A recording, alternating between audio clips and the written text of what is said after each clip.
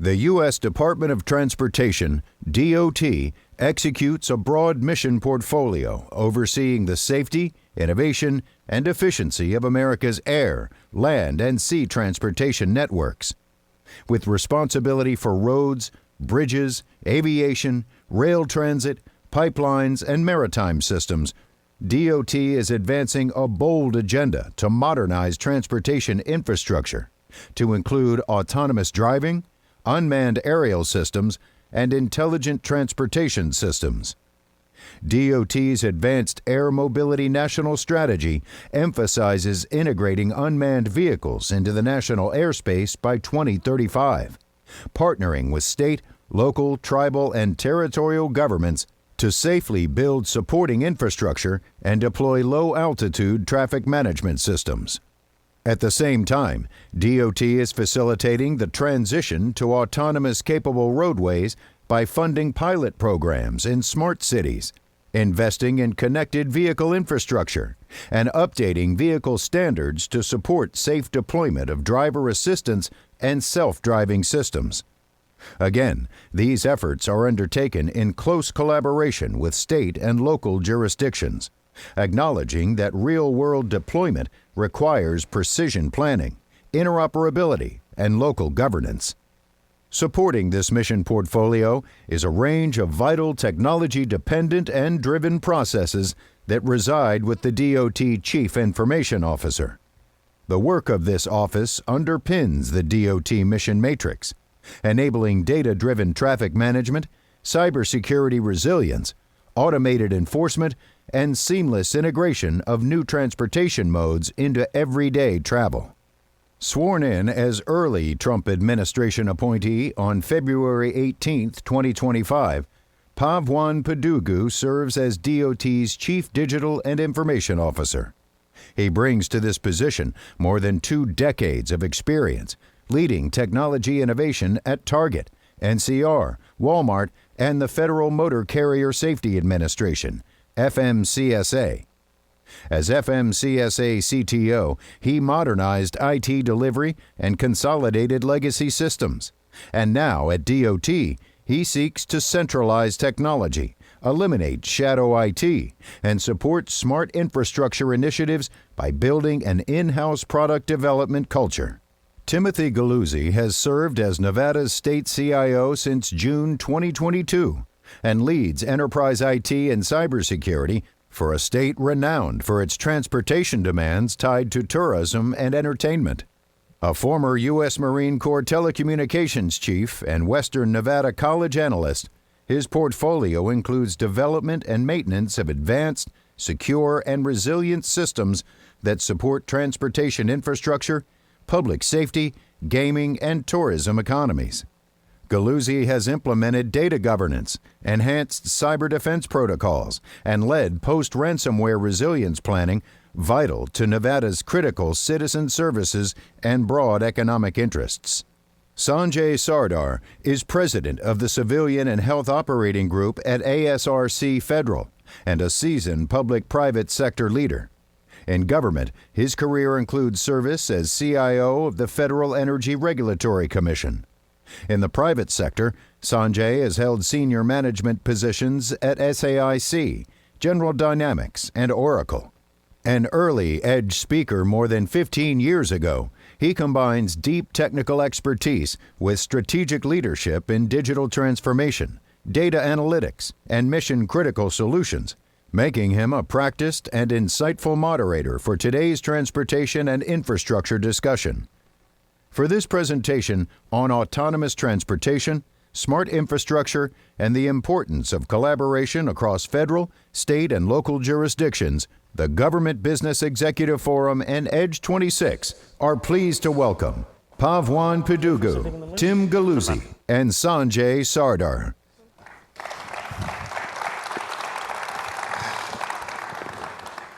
Good morning. Wow, very loud. All right, that's good. And I'm really happy that my voice didn't break today, so we're good. And I got to talk to Donald a little bit about updating that video. So, you know, I'm happy to do a commercial for SAIC, but now I'm at ASRC Federal, so all good. But hey, in the recent years, the evolution of kind of smart infrastructure has become a cornerstone of both national and state level efforts to create more sustainable communities. So as the technology continues to advance, both federal and state levels are working to harness the potential innovations such as edge compute, IoT, agentic AI, driven traffic management, renewable energy grids, and automated public services. We've been talking about these for the last couple of days, and I think these initiatives present a unique set of challenges and opportunities, ranging from jurisdictional issues, policy alignment, funding, cybersecurity, and data privacy. So with the multiple levels of government, we're very excited, or I'm very excited, to have the opportunity from hearing from both of you, Pavan with the USDOT, where you're looking at the multiple modes of transport across the nation, and Tim in Nevada, where you have the large connected cities like Las Vegas, where we are, and natural wonders like the Mojave Desert, for water management. So let's explore these systems and talk about kind of what obstacles you guys face and how policy decisions are made. So starting it off, first of all, thank you for doing this. And so, from the federal CIO perspective, what are each of you guys doing to support smart infrastructure initiatives, and how do they fit into that broader enterprise IT modernization strategy? And talk about why that matters. Pavan, maybe. Sure. First off, thank you for having me here. My first GBEF conference, and I'm very excited to be part. Looking forward to the next one.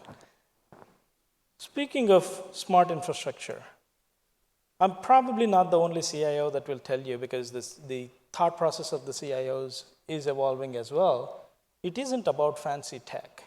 It is about creating a national, safer network that has potential to reduce traffic fatalities, create safer, convenient modes of transportation across the country, whether you're moving humans or like me traveling across from point A to point B, or me moving my home goods, or the industry moving commercial supply chain logistics for the country.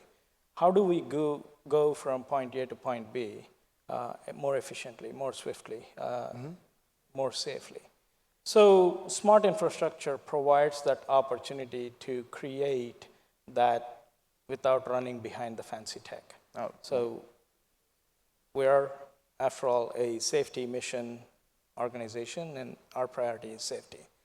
The infrastructure, the technology is a means on how we achieve our safety mission. Yeah. Tim, how about from your perspective? All right. Well, first and foremost, welcome to Las Vegas, welcome to Nevada, and thank you for everyone that was on the casino floor donating to our state general fund. Greatly appreciate it. We'll appreciate those revenues in the next biennium. But my role as a state CIO in support of technology infrastructure investment is to really set the guidelines and clear impediments for the great work that our Nevada Department of Transportation has been doing. They've been investing in smart technologies like scanners and cameras for a long time. A lot of people don't understand that we actually have as diverse of a state that we really do. Up in the north, we do have a significant amount of snow right now. And so telematics in our snow plows has been incredibly important, so we can track and see when roads are being cleared. Because first and foremost, like he said, safety is paramount, and we have to keep Nevadans safe. So my job as CIO is just to make sure that there's clearly defined governance for the IT teams across the state to ensure that they are delivering technology that is safe, secure, and is in line with the statewide IT strategy. That's wonderful. And in this topic, because we were talking about multi-level kind of jurisdiction here, you guys have the state jurisdiction, you're looking at from a national perspective. Can you discuss a little bit about that collaboration across the federal and state level agencies, how you're both dealing with different issues and challenges, because you have different perspectives on it. Maybe talk a little bit about what the federal government's doing and to help the states, and what are you guys expecting? And from a state level, what are you expecting from the federal government There's some obvious benefits, obviously, talked to, but there's challenges as well. So Tim, maybe we'll start with you. What are you looking for in the collaboration? So what we're looking for in the collaboration from our federal partners is we want to know what your strategy is. What is the end goal? What is the guiding light that the federal government wants to kind of help us drive towards? Because that helps us align our mission to what the overall strategy is. That helps us write better grant proposals to make sure that we're aligned with that mission to help us get better awards. We would love to see those grant writing processes get a lot simpler because, as we all know, that I don't think that they've ever been described as easy. But when you talk about challenges, I think everybody here knows that we had a recent cyber event. One of the challenges that we faced during that event was during our recovery process, as we were trying to work to get certain links back up with one of our federal partners. We had services down with some constituents, and we could not get services back up because that federal agency was closed on Fridays. And there was no one in the office that we could engage with. So clear communication, understanding that stuff like being closed on a Friday has a real impact to Nevadans and to the constituents that we have to answer to. I think that's what we're really expecting from our federal partners and what would really help us out. Yeah, and I know Pavan doesn't let his staff leave on Friday, so he's good with that. So. I was going to say, hopefully it's not DOT, but if it's DOT, we can address that. But in the same context, right? So we also want to partner with the states, again, create a standard data structures, anything they're collecting, how can we ensure they're also taking that one extra step while in the process of data collection to collect what we may be needing that the states may or may not care. And vice versa too, right? The states, if all of the states have that common standards, then it's easier to not go, create redundant systems that does the same thing in a different way, slightly different way. Everybody likes to be special. There is no need for that. Well, honestly, that's one of the things I love about being in public sector is, there's a little less of a motivation driven by competition. In my community with the state CIOs, we often share shamelessly. We will take someone else's work product, find and replace. I have worked with my neighboring states in Utah and Arizona and taken policies that fit the Western states, and that kind of model really works for us. If there is a set standard, if there is something that works for the federal government, let's get that across the finish line so we can all kind of work together on the states. Yeah, no, that's awesome. I know, Pavan, in the DOT, you're already starting to kind of build these factories that are looking at different things in a standardized manner. I think from a data perspective, are you also looking at like data standards that the states can use or others can use, other organizations? So great question, Sanjay. What we're trying to do in DOT is unwind the not so best practices that we followed for many decades, right? Mm-hmm. Again, those were the right decisions probably at the right time, but things have changed, needs have changed. So we have created this strategy called One DOT IT, where we're bringing all of the tech assets that we have, whether it is a software system or a database or a distributed data network, all of those into a common architectural platform. And we're simplifying the things that we may not need in silos and creating capabilities under the one product concept, and also unifying, like the systems that were redundant, built for FMCSA's needs, MARAD's needs, FRA's needs.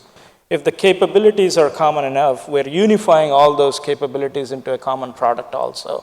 So is all of our data storage. So we are unwinding all of siloed databases and creating a common data hub that will serve. And matter of fact, FMCSA already leverages that data hub with all of the commercial vehicle truck inspections that Yeah. occur along the highways. Yeah, I mean, data being so critical. I know, Tim, you've been talking about kind of the data protection side of it. So, Yeah, and that's obviously a concern with Nevada as well. Just generally speaking, any data that we transmit beyond our borders of our state, we just want to make sure that that data is protected, especially if that data contains personal identifiable information, et cetera. And if we get those assurances, then that makes life easier for us. yeah. So let's switch a little bit. I mean, this whole conference has talked about, the different risks to critical infrastructure. Transportation and smart infrastructure communities, that's all critical infrastructure now. As this infrastructure becomes much more interconnected, what steps are you guys taking, both from a federal and state perspective, to safeguard against these cyber threats? Because as we're putting in IoT and edge systems, you are also getting those opportunities to have more risk. So maybe Tim, you. Yeah, obviously, because of our recent incident, we've had an opportunity to kind of do an introspective look at our overall security posture across the entire state, and thankfully we had a legislature and a governor that really supported our needs across the state with the passage of Assembly Bill 1 and over $14 million worth of direct cybersecurity funding, and so that's really helping us move the needle in cybersecurity for the state. That's helping us build out a whole of state security operations center. That's helping us change the way that we look at identity, because identity is the new firewall. And so when it comes to really securing the IoT devices, we have to continue to lean into zero trust. And I know that's been a common theme the past day and a half, but it's even more prevalent now because your sensors, your cameras, that could be the next botnet that is launching a DDoS attack on you, or it could be the next launch point for the next cyber attack. So I think we have to continue to practice or push forward on zero trust when it comes to the IoT devices. And on, Bob Costello yesterday with the critical infrastructure. Pavan, I know you're on the President's CIO Council. How are you guys looking at the standards for IoT and others? So again, look at cyber threats from a different lens now, right? Like back in the day, when cyber attack happens, the most you're worried about is data being stolen. That's not the case anymore, right? The cyber attack could stop the critical infrastructure, could stop a train, could alter when the traffic lights go on and off. Yep. And it's an impact to the public and safety. So the CIO Council, as well as the CISA Council, actively working on, creating and increasing the bar that we hold ourselves against what and how we secure things. There are conversations that are continuing to happen and will continue to evolve in terms of even tooling. How can we tool? What are the best? What is CISA's recommendations? And how can we enforce those into the grants that we give to the states as well, right? Like, in DOT, we're constantly talking in terms of we have a sector cyber group as part of the CISO organization that is responsible for creating awareness and enforcing the standards through the grants programs that we offer so that the grantees are also following the best cyber practices. Again, end of the day, it's not one person's job. It is everybody's responsibility to be secure. Yeah, and to just kind of add on a little bit, I think we are beyond the point of being able to prevent everything, right? And I think, again, we have to make sure that we're as resilient as possible so that when the inevitable boom happens, that we can recover incredibly quickly, that we have backups to these systems, because this is critical infrastructure. When you are impacting the traffic patterns of a major city like Las Vegas, you're impacting life safety. You're impacting the first responder's ability to get to someone that's in dire need. So I think having redundancies in these systems is incredibly important. Yeah, I think the last one on that same note, it's not about if it happens, it is about when it happens, how quickly can we recover, how quickly can we bring the normalcy back. Yep. Yeah, and we're seeing like the advent of like the driverless cars, like we were talking about in Vegas, Waymo is kind of making a big play here. If those get impacted, that absolutely impacts everything that's going on. So Yeah. AC Bagwalia this morning, as he was talking, I noticed he was talking about, or the way he said it, I really liked, which was he spoke about AI as the assist. I really like that. But from a workforce standpoint, with these kind of rapid advancements that we're seeing in infrastructure technology, how should organizations, how does the federal organization and state organizations, how do we prepare our workforce to meet this demand for what could be another set of skilled workers with completely different skills? Right. Sunny also talked about, having that shared services mentality, right? Again, shared services doesn't necessarily mean that you share within your own organization as well, right? Mm-hmm. Like, you think that your own organization and broaden it beyond. So, a matter of fact, DOT is having conversations with CBP in terms of how can we leverage what they've done and help them with APIs that we have built to reduce the pain that they have to go through to get the data they need in their day-to-day operations. Mm-hmm. So similarly, that kind of conversations are happening across the departments, trying to work, again, if we're doing something, let's do it together, right? Let's be smart about it. If it is, agentic solutions that we are creating, let's create ones and evolve them to meet the different departments' sliced version of different needs. But at the same time, keep our mission at DOT focused for us and their mission focused for them. End of the day, every CIO's job is to make sure that the organization's needs are met by delivering the technology just in time, right? I've been part of retail most of my professional career. You miss the window of that Thanksgiving for that year, you lost it. Yeah. The Thanksgiving doesn't wait. The customer doesn't wait. Santa doesn't wait. So we're trying to implement that similar mindset within DOT to have the CIOs group as the advocates and drivers of the mission rather than being like, okay, I'm going to take 14 months to deliver this system. You guys plan your program needs based on that. Okay, first question is, okay, when do you need it? Let's figure it out how we can deliver to meet that mission. And Tim, I know you're a proponent of agentic AI, so how are you preparing your workforce? Yeah, I think you will not find any governmental organization, state, local, or federal, that probably will ever come out and say that they have enough resources to accomplish all of the mission that they've been asked to accomplish. So, I think first and foremost, what agentic AI and some of the other innovative tools that are coming out, what it's going to do is it's going to help government be more efficient and effective once everyone learns how to use them appropriately.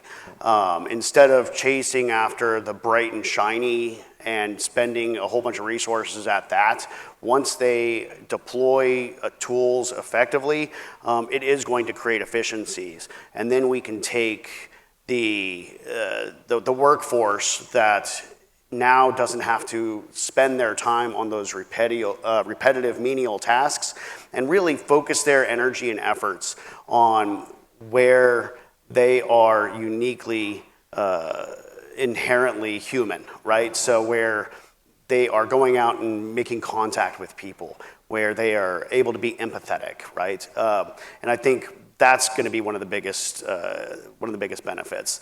I know we were talking yesterday, and the script has kind of flipped a little bit. It used to be that everyone was worried that AI was going to come in and take their jobs, and now it is, if you don't know how to use AI, you have to probably be worried.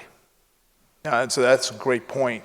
And we're going to quickly how it's amazing how fast 20 minutes goes by really quickly. But let's use this question. So as we're all kind of looking at smart infrastructure and kind of what we're doing, from your perspective, what's going to be the most promising advancement in smart infrastructure, and how does industry kind of get prepared to help both sets of government? I think the next big advancement will be the maturity of digital twin technologies and the application of agentic AI. Once those two intersect in a meaningful way and we're able to make that work, I think that that real smart city concept and the safe streets and safe road concept is really going to just grow exponentially. Now, with that, though, are you also looking at the underserved communities? Yes, absolutely. You have to, especially in a state like Nevada, when you have, the urban and rural divide. If you've ever driven Highway 95 from northern Nevada to Las Vegas, there's a lot of underserved in that long stretch of very, very lonely highway. And so we need to find a way to make that road safe too. Yeah. I would think the rise of edge computing need will see that grow, especially as you evolve, leveraging smart infrastructure, rather than having go up and down, back and forth. Having to rely on edge will continue to raise. Again, we're in Vegas doesn't mean that I'm advising on what to bet, but we will continue to see the need there. Along with that, we would also continue to see, the AI advancing in helping with the cybersecurity needs as well. That's wonderful. So I want to thank both of you guys for kind of coming out here. My background's energy. I think energy infrastructure is facing the same challenges that the transportation and the communities are. So thank you both for being here. I think collaboration between the states is important. So please join me in thanking both of these guys for giving us some of their time. Oh, thank you.